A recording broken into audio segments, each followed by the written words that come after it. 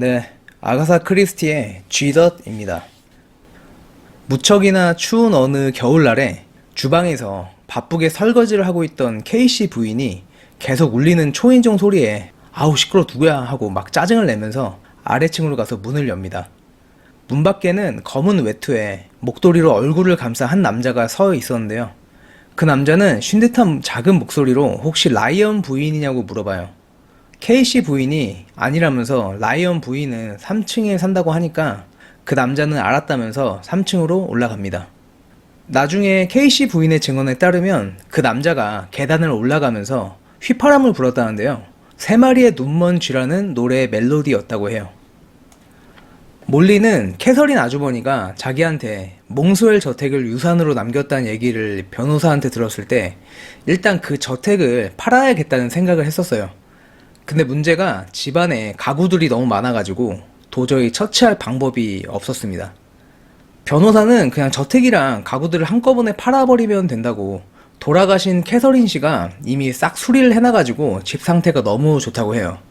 그래서 아마 호텔이나 고급 하숙집으로 쓰려고 분명 누군가 이 저택을 사려고 할 거라고 합니다. 그 말에 몰리는 남편 자일즈한테 차라리 우리가 한번 하숙집을 운영해 보는 건 어떠냐고 해요. 어차피 이 저택 팔아봤자 다른 집 구하는 것도 쉽지 않고 그럴 바에 차라리 우리끼리 운영하면서 돈도 벌고 이래저래 생활비도 아낄 수 있지 않겠냐고 하는데요. 그 말에 자일즈도 괜찮은 생각이라고 하면서 그렇게 몰리와 자일즈는 하숙집을 운영하기로 결정합니다. 며칠 전부터 날씨가 엄청 춥더니만 이제 눈까지 내려요. 몰리는 오전에 뭐 살 게 있어서 잠깐 시내에 나갔다 온다고 남편 자일즈한테 얘기하긴 했는데 그래도 날씨가 이런데 너무 늦으면 남편이 걱정할까봐 서둘러 집으로 갑니다. 근데 오전에 철망을 사러 간 남편이 아직도 돌아오지 않았어요. 눈이 너무 많이 쌓여서 혹시 남편이 오늘 밤에 돌아오지 못하면 어쩌나 하고 있는데 갑자기 문이 덜커덕 열리는 소리가 들려요. 남편 자일즈였습니다. 남편 자일즈가 아우 지독한 날씨네 하면서 눈을 털면서 들어오는데요. 그리고는 광고에 속았다면서 막상 갔더니 철망이 그다지 싸지도 않아서 그냥 왔다고 합니다. 자일즈는 버릇대로 외투를 벗어가지고 나무 옷장에 휙 하고 던지는데요. 몰리는 자일즈의 외투 주머니에서 목도리랑 신문, 둥글게 감은 끈 뭉치를 꺼내고 외투를 옷걸이에 걸어둡니다. 그리고 조금 있다가 초인종 소리가 울리는데요. 몰리가 문을 여니까 검은 외투에 회색 모자를 쓴 젊은 남자가 서 있어요. 오늘 하숙집을 방문하기로 했던 렌이라는 청년이었습니다. 렌은 들어오자마자 당신이 몰리시냐고, 자기가 상상했던 이미지랑 너무 다르다면서 혹시 이 집이 아주 오래되고 낡은 하숙집이면 어쩌나 하고 걱정했는데 생각보다 좋다고, 근데 방에 마호가니 장식장이 있냐면서 진짜 오자마자 미친듯이 입을 텁니다. 렌의 미친 수다에 정신이 하나도 없는 몰리는 아 네네네 하면서 렌한테 대충 집 구경을 시켜주는데요. 남편 자일즈는 못마땅한 표정을 지으면서 렌씨가 묵을 방은 2층 끝방이지? 하고는 무심하게 렌의 가방을 휙 들고 2층 계단으로 올라갑니다. 렌은 아무래도 남편분이 자기를 좋아하는 것 같지 않다면서 혹시 남편분이 해군이 아니었냐고 물어봐요. 몰리가 맞다니까 렌은 그럴 줄 알았다면서 해군은 육군이나 공군보다 참을성이 좀 없다고 합니다. 다음날 아침 몽스웰 여관에 보일 부인이 도착을 해요. 오랫동안 군대 생활을 한 보일 부인은 몸집이 크고 거만한 성격을 갖고 있었어요. 그래서 도착하자마자 시설이 현대적이지 않다면서 막 투덜대기 시작하는데요. 남편 자일즈가 마음에 안 들면 그냥 돌아가시라고, 부인 말고도 올 손님은 많다고 해요. 그러니까 보일 부인이 자일즈를 째려보면서 여기가 어떤 곳인지 지내보지도 않고 떠날 생각은 없다면서 흥 하고는 집 안으로 들어가 버립니다. 빵가게 배달원이 북극 탐험 대원 같은 차림으로 빵을 가지고 와요. 원래 이틀에 한 번씩 빵을 배달해주는데 이제 눈 때문에 길이 전부 막혀가지고 아마도 당분간을 못 올 거라고 합니다. 몰리는 빵 배달원이 가지고 온 신문을 펼쳐봐요. 일면에 라이언 부인이 괴한에게 목 졸려 살해된 사건을 읽고 있는데 뒤에서 렌이 몰리한테 사람의 목을 조르면 어떤 기분이 들까요? 하면서 갑자기 이상한 소리를 하기 시작합니다. 그 말에 몰리가 렌씨 그만하세요 하고 화를 내면서 소리를 쳐요. 그리고 렌한테 드러나는 듯이 경찰이 찾고 있는 남자는 중간 정도의 키에 검은 외투랑 밝은 색 모자를 쓰고 모직 목도리를 두르고 있는 사람이라고 기사를 읽어줍니다. 범인의 신상 정보가 딱 렌이랑 일치했어요. 그러니까 렌이 웃으면서 그런 남자는 어디든 흔히 볼 수 있다고 합니다. 한편 런던 경시청의 파민터 경감은 사무실에서 어떤 노동자로 보이는 사람의 증언을 듣는데요. 그 사람의 말은 이랬습니다. 자기가 길을 걷다가 담배를 피려고 했는데 성냥이 없었대요. 그래서 지나가는 어떤 남자한테 미안한데 성냥 좀 빌려달라고 했는데 그 사람이 별말 없이 성냥을 빌려줬다고 해요. 성냥 불을 붙이면서 오늘 참 지독하게도 춥네요 라고 하니까 그 남자가 감기에 걸렸는지 쉰 목소리로 예 그러네요 라고 하더랍니다. 그 남자는 외투랑 목도리로 온몸을 감싸고 있었다고 해요. 그렇게 성냥을 돌려주니까 그 남자가 후다닥 빠르게 다시 제 갈 길 가더래요. 근데 몇 걸음 안 가서 그 남자가 작은 수첩을 떨어뜨렸다는데요. 그래서 저기요 이거 떨어뜨렸어요 하고 소리를 쳤는데도 그 남자는 못 들었는지 계속 빠른 걸음으로 저 멀리 가버렸다고 합니다. 그래서 어쩔 수 없이 수첩을 펼쳐보니까 다른 건 없고 주소 2개가 적혀 있었다고 해요. 하나는 컬버거리 74번지 그리고 또 하나는 무슨 여관 이름이 적혀 있었다는데요. 컬버거리 74번지는 여기 근처이기도 해서 이따 여기에 한번 가봐야겠다고 생각을 했는데 갑자기 어디서 어떤 여자가 여기 사람이 죽었어요 하고 외치는 소리가 들렸대요. 알고 보니까 그 살인사건이 났던 집 주소가 컬버거리 74번지였다고 합니다. 파민터 경감이 수첩에 적힌 2군데 주소랑 그 위쪽에 쓰여진 작은 글씨를 봐요. 3마리의 눈먼지 그들이 달려가는 것을 보세요 어쩌고저쩌고 3마리 눈먼지 노래 가사였습니다. 그리고 서랍을 열고 종이 쪽지 하나를 꺼내요. 그 종이 쪽지는 살해된 라이언 부인의 옷에 살인범이 핀으로 꽂아두고 간 거였어요. 그 종이에는 이것이 첫 번째 라고 쓰여 있었고 그 아래에는 3마리의 눈먼지 노래 가사가 적혀 있었는데 정황상 라이언 부인을 죽인 범인이랑 수첩을 떨어뜨리고 간 의문의 남자는 동일범으로 볼 수 있었습니다. 살해된 라이언 부인의 신원을 확인해 보니까 본명은 모린 그레그이고 2달 전에 형기를 마치고 교도소에서 출소해서 모린 라이언이라는 가명으로 컬버거리 74번지 하숙집 3층에 입주를 했다고 해요. 그러다 얼마 전에 의문의 남자한테 목이 졸려 살해를 당한 거였습니다. 파민터 경감은 수첩에 적힌 컬버거리 74번지랑 몽스웰 여관이라는 글자를 뚫어지게 봐요. 그리고 이것이 첫 번째라는 종이 쪽지에 적힌 메시지를 보니까 아무래도 살인사건이 이번 하나로 끝날 게 아니라는 생각이 듭니다. 케인 형사한테 몽스웰 여관이라는 곳을 찾아보라고 하니까 케인 형사가 근데 몽스웰 여관 이거 이름 어디서 들어본 적이 있다고 잠깐 생각하더니만 아 하면서 며칠 전 타임즈 신문에서 본 것 같다면서 쌓여있는 신문 더미를 막 뒤져요. 그리고 여기 있다면서 파민터 경감한테 타임즈 신문에 실린 몽스웰 하숙집 광고를 보여줍니다. 버크셔군에 있는 몽스웰 여관이라. 파민터 경감은 빨리 전화로 버크셔군 경찰을 연결하라고 합니다. 몽스웰 여관에 매트카프 소령이 오고 나니까 그제서야 좀 여관다운 태가 나기 시작해요. 매트카프 소령은 인도에서 군 복무를 하다가 퇴역한 장교였는데 군인답게 깔끔하고 엄격함이 엿보이는 중년 남자였어요. 그리고 밤늦게 휘몰아치는 눈보라를 헤치고 또 한 명의 손님이 몽스웰 여관에 도착을 하는데요. 파라비치인이라는 이름의 턱수염을 기르고 얼굴에 옅게 화장을 한 이상한 외국인 남자였습니다. 다음날 아침 밤새도록 내린 눈에 몽스웰 여관의 모든 출입문과 창문이 눈으로 뒤덮여요. 그리고 고요한 적막감이 흐르는 게 왠지 어떤 위기를 몰고 올 것만 같은 느낌이 듭니다. 보일 부인은 괜히 불만스러운 기분이 들어요. 원래는 나이든 노처녀들이랑 브릿지 게임을 즐기면서 자신이 전쟁 중에 얼마나 중대한 비밀 업무를 수행했었는지 막 자랑을 하고 싶었는데 몽스웰 여관은 자기가 생각한 분위기랑은 전혀 달랐어요. 근데 뭔가 불평거리를 찾으려고 해도 찾을 수가 없었습니다. 아침 식사도 훌륭했고 커피도 맛있었어요. 이불이랑 베개도 푹신한 게 잠자리도 아주 편안했습니다. 그때 여관 지붕 위에 쌓인 눈이 미끄러져 내리면서 뭔가 부서지는 소리가 나는데요. 보일 부인이 깜짝 놀라면서 아 너무 싫어 여기서 빨리 나가던가 해야지 라고 큰 소리를 쳐요. 그러니까 뒤에서 갑자기 낄낄거리면서 웃는 소리가 나더니만 렌이 나타나서 보일 부인한테 말을 합니다. 그러시겠죠.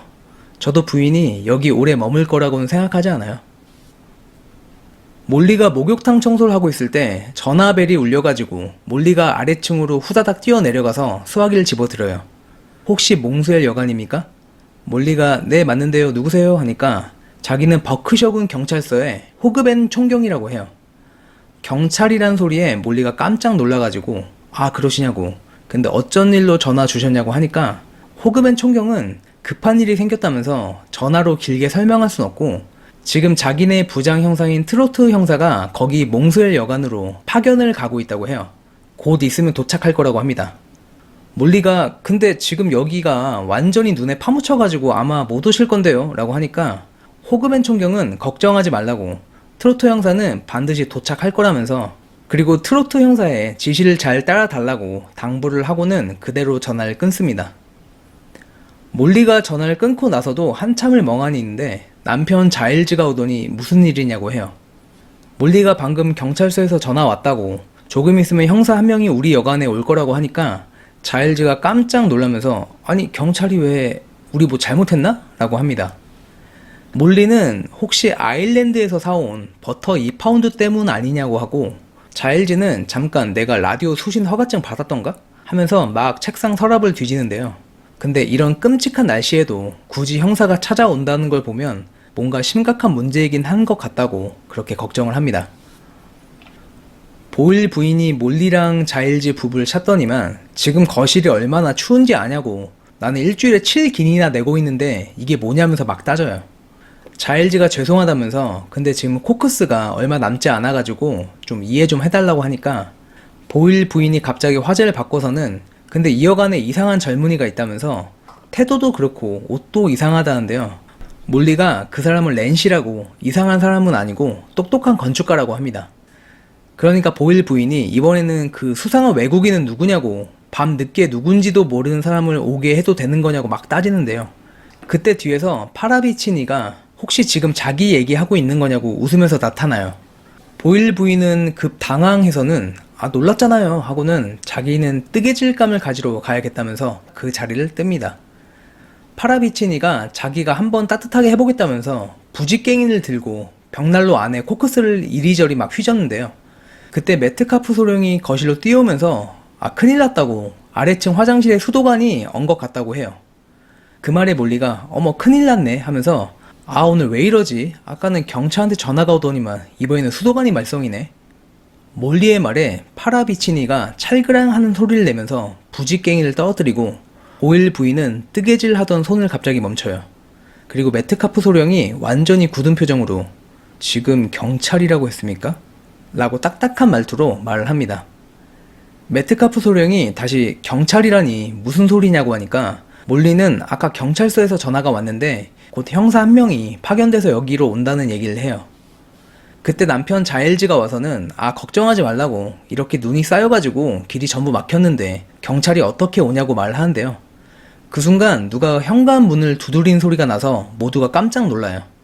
문을 열어보니까 버크셔군 경찰서에서 파견된 트로트 형사가 서 있습니다. 눈이 쌓여가지고 아무도 오지 못할 것 같은 여기 몽스웰 여관에 젊은 트로트 형사가 스키를 타고 기어코 온 거였습니다. 트로트 형사가 이 스키 좀 보관할 데가 없냐니까 자일즈가 따라오라면서 트로트 형사를 데리고 안으로 들어가요. 그러니까 보일 부인부터 해서 파라비치니, 메트카프 소령까지 몰리한테 왜 형사를 여기 여관으로 불렀냐고 막 뭐라고 하는데요. 몰리는 자기가 부른 게 아니고 저 형사가 그냥 온 거라고 억울하다는 듯이 막 변명을 합니다. 메트카프 소령이 잠깐 전화 좀 쓰겠다면서 전화기를 드는데 여보세요 여보세요 하더니 전화가 먹통이라고 해요. 그 말에 렌이 우린 이제 완전 바깥 세상이랑 단절됐다면서 막 낄낄거리니까 메트카프 소령은 지금이 웃을 때냐고 나무라듯이 혼을 냅니다. 그때 자일즈가 몰리한테 트로트 형사가 잠깐 할 말이 있다고 거실 뒤쪽 방으로 몰리를 데리고 가는데요. 몰리는 트로트 형사한테 혹시 자기들이 뭘 잘못했냐고 물어요. 그 말에 트로트 형사는 웃으면서 뭔가 오해를 한 것 같다고 그게 아니고 지금은 경찰의 보호가 필요한 문제가 생겼다고 합니다. 그러면서 몰리랑 자일즈한테 이틀 전에 런던에서 살해당한 라이언 부인 사건을 아냐고 물어보더니 혹시 라이언 부인을 개인적으로 알고 있냐고 물어봐요. 자일즈랑 몰리가 전혀 모른다니까 트로트 형사는 사실 그 여자의 본명은 모린 그레그라면서 전 남편인 존 그레그와 함께 여기서 멀지 않은 롱리지 농장에서 살았다고 해요. 그러면서 이번에는 혹시 롱리지 농장 사건에 대해서 들어본 적이 있냐고 물어보는데요. 트로트 형사의 질문에 방 안에는 침묵이 감돌기 시작합니다. 트로트 형사의 설명은 이랬어요. 1940년에 3명의 전쟁 고아들이 롱리지 농장의 그레그 부부한테 입양이 됐었대요. 근데 얼마 뒤에 3명의 아이 중에 한 아이가 그레그 부부의 학대를 받고 죽었다는데요. 그리고 그레그 부부는 바로 감옥에 갔다고 해요. 근데 감옥으로 가던 중에 남편인 존 그레그가 도망을 치다가 결국 차에 치여서 죽었고, 아내인 모린 그레그는 감옥에서 형기를 마치고 2달 전에 석방이 됐다고 해요. 그리고 라이언이라는 가명으로 하숙을 하다가 이틀 전에 살해당했다고 합니다. 몰리는 근데 그 사건이랑 우리랑 무슨 상관이냐고, 대체 여기에는 왜 온 거냐고 하니까 트로터 형사는 당신들은 지금 위험에 처해 있다고 하는데요. 라이언 부인이 살해된 현장에서 가까운 곳에서 수첩이 발견됐고, 그 수첩 안에 2곳의 주소가 적혀 있었는데 하나는 그 살해된 장소고 다른 하나가 여기 몽스웰 여관이라고 해요. 그 말에 자일즈가 설마 그럼 우리 집에 살인범이 와서 또 누군가를 죽일 수도 있다는 말이냐고 하니까, 그렇다면서 경찰은 분명 그 라이언 부인 사건이랑 여기 몽스웰 여관이 연관이 돼 있다고 생각을 해서 자기를 이곳으로 파견한 거라고 합니다. 그리고 수첩이랑 살해당한 라이언 부인의 옷에 핀으로 꽂힌 종이에 3마리의 눈먼 쥐라는 동요 가사가 적혀 있었다는데요. 그 말에 몰리가 근데 롱리지 농장의 아이들도 3명이지 않냐고 하니까 맞다면서 15살 남자아이랑 14살 여자아이, 그리고 죽은 남자아이는 12살이었다고 해요.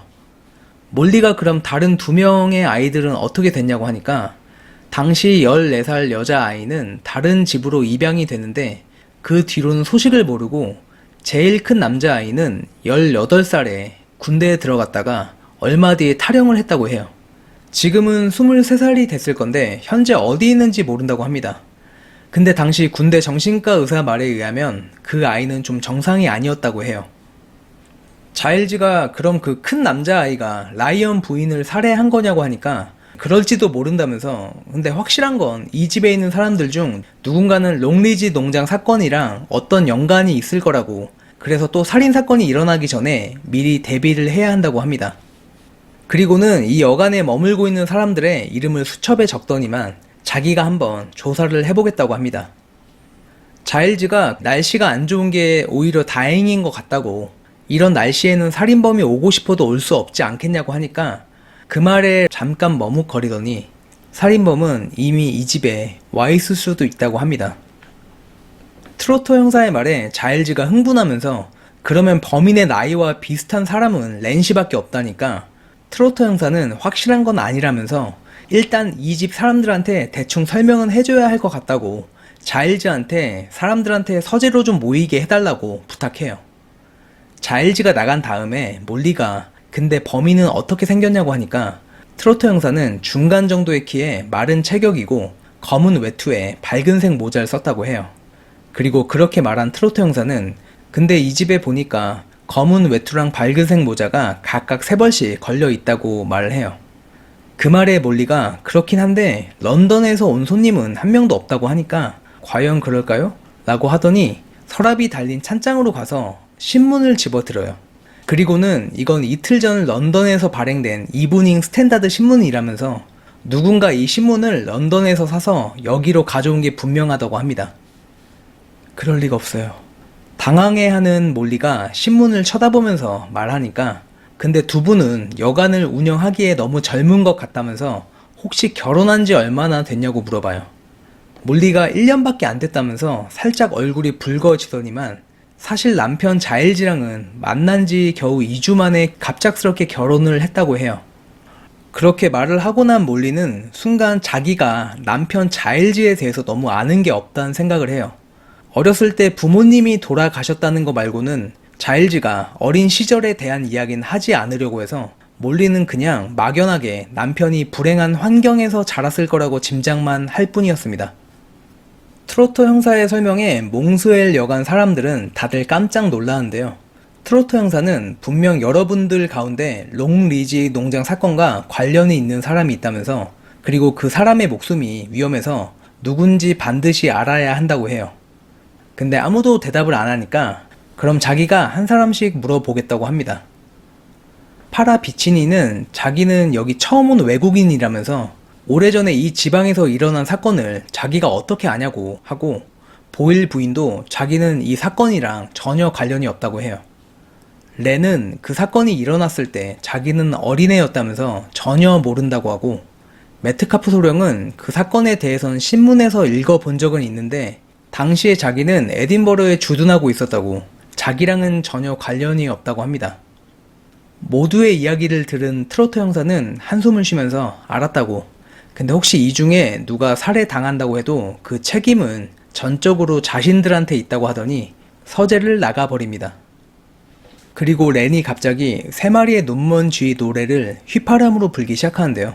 그러니까 몰리가 그만둬요 하고 소리를 쳐요. 그러니까 렌이 웃으면서 자기는 살면서 한 번도 살인범 취급을 받아본 적이 없는데 지금 너무 재밌다면서 계속 미친 소리를 하더니만 갑자기 서재를 나가버립니다. 보일 부인이 저 사람은 확실히 미친 것 같다고 하니까 메트카프 소령이 렌 저 청년은 공습 때 48시간 동안 땅속에 묻혀 있었다는 얘기를 들었다면서 아마 그때 좀 정신이 이상해진 것 같다고 해요. 그 말에 보일 부인이 그건 변명에 불과하다면서 자기는 전쟁을 오래 겪었지만 정신은 아무렇지 않다고 합니다. 그러니까 메트카프 소령이 어련하시겠냐고 하더니 보일 부인 당신이 1940년에 이 지방에서 전쟁 고아들을 입양시키는 일을 맡고 있던 장교였다는 거 다 알고 있다면서 그 3명의 아이들도 롱리지 농장에 당신이 보낸 거 아니냐고 물어보는데요. 보일 부인은 얼굴을 붉히더니만 그래서 어쩌라는 거냐면서 그 농장 주인 부부는 좋은 사람들 같았고 자기가 그 뒤에 일어난 일까지 책임질 필요는 없지 않냐고 해요. 메트카프 소령은 앞으로 조심하는 게 좋을 것 같다고 단호하게 말을 하고는 역시나 서재를 나가버립니다. 그리고 파라 비치니가 갑자기 머리를 뒤로 젖히면서 막 웃어대는데요. 아, 미안하다고. 지금까지 일들이 너무 우습게 느껴져서 자꾸 웃음이 난다고 해요. 그때 트로트 형사가 다시 문을 열고 들어와서는 여러분들이 이 일을 그렇게 즐기고 계시는 줄 몰랐다면서 호그벤 총경한테 보고를 해야 된다면서 전화 좀 쓰겠다고 해요. 몰리는 지금 전화가 안 된다고, 아까 메트카프 소령도 전화를 하려고 했는데 전화가 불통이었다고 합니다. 트로트 형사는 누군가 일부러 전화선을 끊어 놓을 수도 있다면서 한번 조사를 해봐야겠다고 합니다. 트로트 형사가 자일즈한테 이 전화선이 어디로 연결돼 있냐고 물어보니까 자일즈는 위층에 우리 침실에 설치된 전화랑 연결돼 있다면서 자기가 한번 살펴보겠다고 해요. 파라비치니는 거실에 있는 그랜드 피아노로 가서 뚜껑을 열고 의자에 앉아요. 그리고 한 손가락으로 3마리의 눈먼 쥐 노래 멜로디를 건반으로 두드립니다. 렌은 자기 침실을 왔다 갔다 하면서 휘파람을 불다가 갑자기 침대에 걸터앉아 양손으로 얼굴을 감싸고 흐느끼는데요. 그리고는 더 이상 어쩔 수가 없어, 계속해야 해 라고 계속 미친 소리를 중얼중얼 거립니다. 자일즈는 침실에 있는 전화기 쪽으로 걸어가다가 바닥에 몰리의 장갑 한 짝이 떨어져 있는 걸 발견해요. 그래서 장갑을 집어드는데 장갑 안에 분홍색 버스표가 끼워져 있어요. 그리고 그걸 본 자일즈의 표정이 굳어집니다. 몰리는 식탁에 있는 이틀 전 이브닝 스탠다드 신문을 바라보고는 얼굴을 찡그리면서 갑자기 두 손으로 얼굴을 가려요. 아니야, 그럴 리가 없어. 그때 누군가 휘파람을 부는 소리가 들리는데요. 3마리 눈먼 쥐 노래였어요. 메트카프 소령은 잠시 거실에 있다가 계단 밑에 큰 벽장을 열고 안을 들여다봐요. 그리고 지금 그 일을 하기에 적절한 때라고 생각을 합니다. 서재에 있던 보일 부인은 마음이 불안해서 라디오의 다이얼을 이리저리 돌려요. 그리고 그때 방문이 열리는데요. 보일 부인이 깜짝 놀라가지고 뒤돌았다가 아, 당신이군요 하고는 안도의 한숨을 내쉬는 그 순간 갑자기 허리띠가 보일 부인의 목에 휘감깁니다. 모두가 모여있는 주방에서 트로터 형사가 몰리한테 물어봐요. 몰리 씨가 서재로 들어가기 전에 보일 부인이 살해당한 겁니다. 혹시 거실을 가로질러 갈 때 뭘 보거나 들은 게 없나요? 트로터 형사의 질문에 몰리가 작은 목소리로 사건 전에 휘파람 소리를 들었고 또 어디선가 문이 닫히는 소리를 들었다고 해요. 트로터 형사가 어느 쪽 문이었냐니까 몰리는 울면서 잘 모르겠다고 합니다. 트로트 형사는 여러분들 모두가 사건의 중대성을 심각하게 받아들이지 않았다면서 보일 부인도 그래서 살해당한 거라고 해요. 그리고 이 사건의 진상을 빨리 알아내지 못하면 또 한 명이 죽을 거라고 하는데요.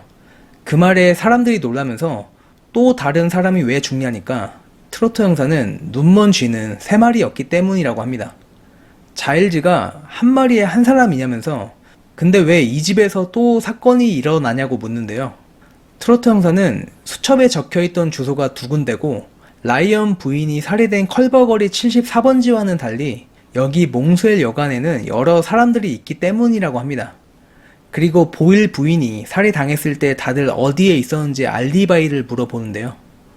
렌은 몰리가 비명을 질렀을 때 자기 침실에 있었다고 하고 자일즈도 침실에서 전화선을 조사하고 있었다고 해요. 파라비치니는 거실에서 피아노를 치고 있었다는데요. 그 소리를 들은 사람이 아무도 없다고 하니까 자기가 아주 작은 소리로 건반을 쳤기 때문이라고 합니다. 메트카프 소령이 트로트 형사한테 전화선은 누가 고의로 끊어 놓은 거냐고 물어보니까 트로트 형사는 맞다면서 식당 창문 밖에서 끊어져 있었다고 해요. 그리고 몰리 씨가 비명을 질렀을 때 자기가 그 끊어진 선을 발견했다고 합니다. 트로트 형사가 메트카프 소령한테 사건이 일어날 때 어디 있었냐니까 메트카프 소령은 그때 지하실에 있었다는데요. 계단 밑에 벽장을 열고 내부를 들여다보는데 문이 하나 더 있었다고 해요. 그래서 열었더니만 지하실로 통하는 계단이 있어가지고 내려갔다고 합니다. 그 말에 트로트 형사가 잠깐 기다리라고 하더니만 밖으로 나가요. 그리고 밖에서 탈칵 하는 소리가 들리고 다시 트로트 형사가 들어오더니 몰리한테 혹시 아까 당신이 들었다는 소리가 이 소리가 맞냐고 묻는데요. 몰리가 맞다니까 이건 계단 아래에 벽장 문을 닫는 소리였다면서 아마도 범인은 보일 부인을 죽인 다음에 거실로 나오다가 몰리가 주방에서 나오는 소리를 듣고 급히 벽장으로 뛰어 들어가서 문을 닫은 것 같다고 해요. 그러니까 렌이 그럼 벽장 안쪽에 범인의 지문이 남아 있겠네요 라고 하니까 메트카프 소령은 아마 거기에 내 지문도 있을 거라고 합니다. 잠시 침묵이 이어졌을 때 자일즈가 트로트 형사한테 자기는 여기 머물고 있는 손님들한테 어느 정도 책임을 느끼고 있다면서 그래서 예방 차원에서 이 중에 가장 의심스러운 사람을 감금을 좀 했으면 좋겠다고 해요. 그리고는 렌을 쳐다보는데요. 그러니까 렌이 왜 날 쳐다보냐면서 나 아니라고 당신들 모두 날 싫어하니까 지금 나한테 죄를 뒤집어 씌우는 거 아니냐고 막 울부짖어요. 그러니까 몰리가 렌 씨는 아니라고 아무도 렌 씨 당신을 싫어하지 않는다면서 진정하라고 합니다. 몰리의 말에 자일즈가 몰리 당신 미쳤냐고 왜 저런 놈을 감싸주냐면서 막 소리를 치는데요. 그러니까 몰리가 트로트 형사님한테만 할 말이 있다고 다들 자리를 좀 피해달라고 해요. 자일즈는 화를 내면서 다른 사람들이랑 같이 나갑니다. 트로트 형사가 무슨 얘기냐니까 몰리는 다들 그 롱리지 농장으로 입양된 세 아이 중 가장 큰 아이가 범인이라고 생각을 하는데 자기는 그렇게 생각하지 않는다면서 혹시 다른 사람이 범인일 가능성은 없냐고 해요. 트로트 형사가 조사를 해본 결과 그 당시에 아이들의 어머니는 이미 죽었고 아버지는 외국에서 군 복무를 하고 있었는데 지금은 어디 있는지 행방이 묘연하다고 하는데요. 그 말에 몰리가 그런 범인이 꼭 젊은 사람이라고 할 수 없지 않냐면서 혹시 그 아버지가 범인일 수도 있지 않냐고 해요. 그리고는 사실 자기가 경찰에서 전화가 왔었다고 얘기했을 때 메트카프 소령이 엄청 놀라서 좀 이상하다고 생각했다고 합니다. 트로트 형사는 이 사건이 시작될 때부터 모든 가능성을 염두에 뒀다면서 그게 큰 아이일 수도 있고 그의 아버지일 수도 있고 심지어는 다른 데로 입양간 두 번째 누이 동생일 수도 있다고 해요. 근데 누구라고 아직은 단정할 수 없다고 합니다. 그리고는 어떤 사람을 안다는 건 쉽지 않다고 하는데요. 특히나 지금 같은 전쟁 중에 급하게 결혼을 하는 경우는 더더욱 그 사람을 아는 게 쉽지 않다면서 몰리 씨 당신이 지금 무슨 생각을 하고 있는지 잘 알고 있다고 말을 합니다. 몰리가 지금 자일즈를 의심하고 있다는 걸 알고 있다는 얘기였어요. 트로트 형사는 마지막으로 자기가 얘기하고 싶은 건 지금 살인범은 살인을 즐기고 있는 게 확실하다면서 그래서 빨리 막아야 한다고 합니다. 그 와중에 계단 밑 벽장 안에 넣어두었던 트로트 형사의 스키가 없어지는 소동이 일어나는데요. 트로트 형사는 흥분해가지고 막 화를 내면서 메트카프 소령한테 달려들어 추궁을 했다는데 근데 메트카프 소령은 계속 자기는 본 적이 없다는 말만 하고 있다고 합니다. 주방에 있던 몰리한테 렌은 막 신나가지고 그 얘기를 해주고 있는데요. 몰리는 갑자기 얼굴 표정이 굳어지더니만 막 몸을 떨기 시작해요. 렌이 왜 그러냐고 하니까 몰리는 트로터 형사 참 무서운 사람이라면서 자기 마음속에다가 남편 자일즈에 관해서 무서운 생각을 심어 놓았다고 해요. 렌이 잠시 생각을 하더니 아 그렇군요 하면서 그러고 보니 당신 남편 자일즈는 자기랑 나이가 비슷하다고, 그래서 자일즈도 범인일 가능성이 있다고 하는데요. 근데 그건 말이 안 된다면서 런던에서 그 라이언 부인이 살해당하던 날 자일즈는 몰리 당신이랑 여기에 있지 않았냐고 해요. 그 말에 몰리가 아무 말도 하지 못하다가 사실 남편은 그날 하루 종일 집에 없었다고, 철망을 싸게 판다는 광고를 보고 철망을 사러 자동차를 타고 나갔었다고 해요. 근데 남편은 그날 런던에 갔던 게 분명하다면서 남편이 돌아왔을 때 주머니 속에 런던에서 발행된 이 이브닝 스탠다드 신문이 있었다고 해요. 렌이 조심스럽게 혹시 남편에 대해 얼마나 알고 있냐고 물어보는데요. 그러니까 몰리가 트로터 형사도 그렇게 말했다고, 특히 전쟁 중에는 잘 알지도 못하는 남자랑 결혼을 한다면서 제발 당신까지 그렇게 말하지 말라고 막 소리를 쳐요. 그리고 그때 갑자기 주방문이 열리더니만 자일즈가 들어옵니다. 자일즈는 험상궂은 표정으로 지금 자기가 방해가 된 거냐고 하고는 렌한테 당장 주방에서 나가라고 해요. 그리고 몰리한테 지금 정신이 있냐고, 주방문을 닫고 왜 저런 위험한 살인광이랑 단 둘이 있냐고 막 뭐라고 합니다. 몰리가 렌 씨는 그런 사람이 아니라고 하니까 자일즈는 광분하면서 언제부터 그렇게 둘이 친했냐고, 당신 혹시 전부터 저놈을 알고 있었던 거 아니냐고, 그래서 이틀 전에 런던에 가서 저놈을 만나고 온 거 아니냐고 하는데요.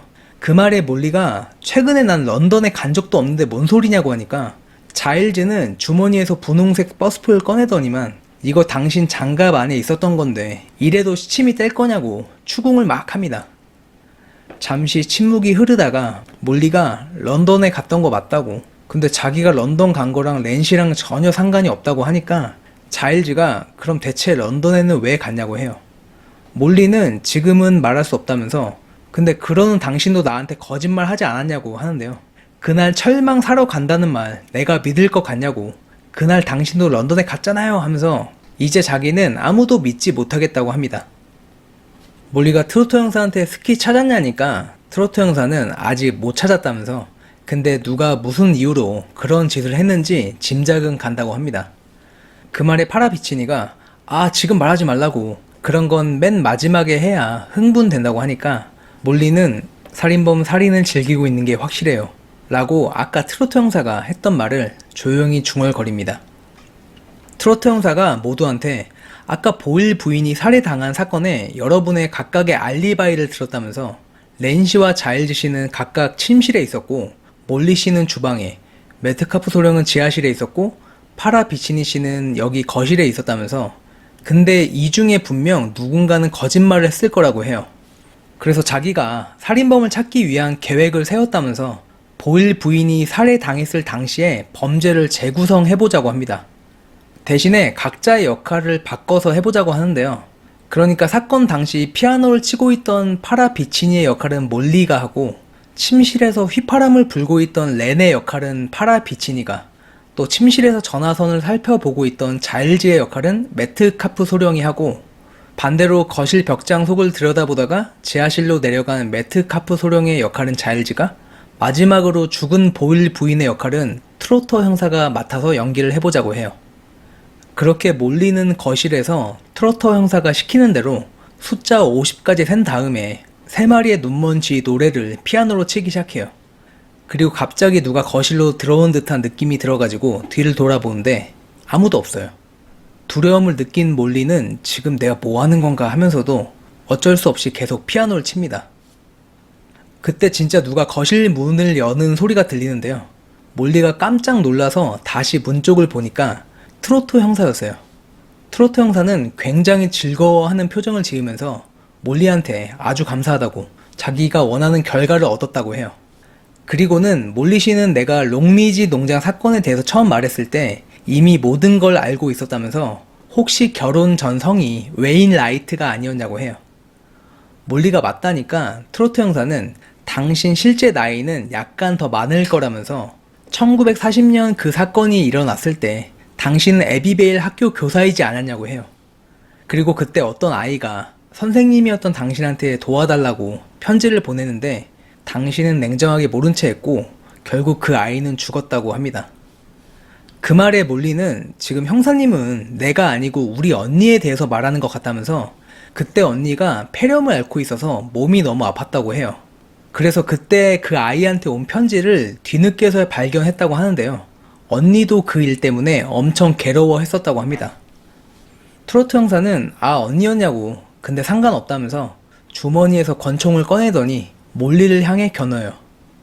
그러니까 몰리가 아니 경찰이 왜 이러냐고 하니까 트로트 형사는 자기는 경찰이 아니라면서 사실 자기가 그 죽은 아이의 큰 형이라고 합니다. 그리고는 아주 행복하게 웃으면서 이야기를 하는데요. 그 나쁜 여자가 자기들을 그 롱리지 농장에 보냈고 그 나쁜 농부의 아내가 잔인하게 학대를 했다면서 그런데도 당신들은 우리 3마리의 눈먼 쥐들을 도와주지 않았다고 그때 자기가 크면 당신들 모두 다 죽여버리겠다고 결심을 했다고 해요. 그래서 이틀 전에 컬버거리 74번가에서 라이언 부인을 죽이고 여기 몽쉘 여관에 당신들을 죽이기 위해 왔다는데요. 여기 오기 전에 트로트 형사가 이곳으로 파견될 거라고 전화를 했던 것도 자기였다고 해요. 그리고 혹시나 경찰서에 전화해가지고 확인을 해볼까봐 여기 여관에 도착하자마자 바로 전화선을 끊어버렸다고 합니다. 그러면서 지금까지 너무 재밌었다고 특히 경찰인 척 연기하는 건 정말 기가 막히게 재밌었다면서 갑자기 미쳐가지고 막 좋아라 하는데요. 그때 갑자기 어디에서 3마리의 눈먼지 멜로디의 휘파람 소리가 들려요. 트로터가 깜짝 놀라서 고개를 돌리는 순간 갑자기 소파 뒤에 숨어있던 매트카프 소령이 튀어나오더니만 몸을 날려가지고 트로터를 완전히 제압해버립니다. 매트카프 소령은 몰리가 피아노를 치고 있을 때 몰래 거실에 들어와서 소파 뒤에 숨어 있었다고 해요. 자기는 처음부터 트로터 이 사람을 지켜봤었다는데요. 왜냐면 트로터 이 사람이 경찰이 아니라는 걸 알고 있었다고 사실 자기가 진짜 경찰이라면서 런던 경시청 소속의 테너 경감이라고 합니다. 연쇄 살인을 막기 위해서 미리 매트카프 소령한테 상황 설명을 하고 자기가 대신 여기 몽쉘 여관에 몰래 잠입을 했던 거라고 해요. 그러니까 매트카프 소령인 척한 테너 경감은 애초에 여기 여관으로 파견된 경찰은 자기인데 갑자기 전화로 또 경찰이 파견된다는 소리를 들으니까 깜짝 놀랐던 거였어요. 그래서 전화로 경찰서에 확인해 보려고 했는데 전화가 먹통이고 해서 그때부터 계속 매트카프 소령인 척 하면서 이 트로터 형사를 지켜본 거였다고 합니다. 스키도 자기가 숨긴 거라고 해요. 그렇게 테너 경감이 완전히 정신이 나간 트로터를 데리고 밖으로 나가요. 그리고 거실에 들어온 자일즈가 몰리를 껴안으면서 괜찮냐고 묻는데요. 몰리가 자일즈한테 그동안 의심해서 미안하다고 사과를 하면서 근데 그날 왜 런던에 간 거였냐고 물어봐요. 자일즈는 내일이 우리 결혼 기념일 아니냐고 그래서 당신한테 줄 선물을 사러 간 거였다고 하니까 그 말에 몰리도 어머나 하면서 사실 자기도 선물을 사러 간 거였다고 해요. 몰래 선물을 주고 싶어가지고 말을 못했던 거라고 합니다. 몰리의 말에 자일즈가 자기도 너무 미안하다면서 그 렌시 때문에 자기가 질투를 너무 해서 정신이 좀 어떻게 됐었다고 합니다. 그렇게 자일즈와 몰리가 서로 미안하다고 꽁냥꽁냥 거리고 있는데 그때 거실 문이 열리더니 렌이 고개를 빼꼼하고 들이밀어요. 그리고는 방해해서 정말 죄송한데 지금 주방에서 뭔가 타는 냄새가 난다고 하니까 몰리가 내 파이! 하고 비명을 지르면서 이야기는 끝이 납니다. 아가사 크리스티 작품 중에 뭘 해볼까 하다가 일단 제가 클로즈드 서클 방식의 이야기를 좋아해서 그리고 또 내용도 짧아가지고 쥐더칠 한번 골라봤습니다. 근데 솔직히 마지막에 역할 바꿔서 범죄 재구성하는 장면은 딱히 범인을 찾는 데 도움이 되는 것 같지도 않은데 굳이 왜 이 장면이 들어간 건지 잘 모르겠습니다. 네, 다음에도 한번 아가사 크리스티 작품 중에 개인적으로 재밌게 봤던 것만 골라서 한번 올려보도록 하겠습니다. 감사합니다.